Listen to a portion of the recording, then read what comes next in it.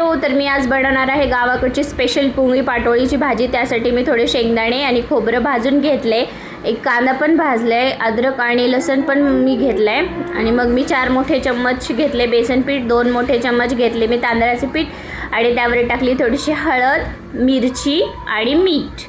याचा एक छान गोळा तयार करून घेतलाय मी आणि वाटण मग मी ते सगळं वाटून घेतलं।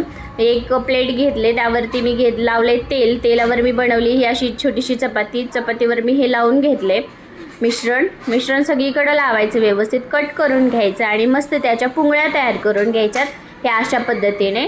आणि एक वाफ काढून घेतली मी आणि मग पातेल्यामध्ये थोडंसं तेल टाकले, मोहरी ती छान मस्त अशी तडतडली की त्यामध्ये टाकणार आहे मी हा सगळा बनवलेला मसाला। तुम्ही कढीपत्ता टाकू शकता, माझ्याकडे नव्हता म्हणून मी नाही टाकला। आणि मग छान मस्त मिक्स करून घेतले मी, 2 टमाट्याची प्युरी बनवून घेतली होती ते पण टाकले, मिक्स केली आणि मी हळद टाकली आणि हा आहे गावाकडचा गावरान छान तिखट तर्रीदार येणारा मसाला।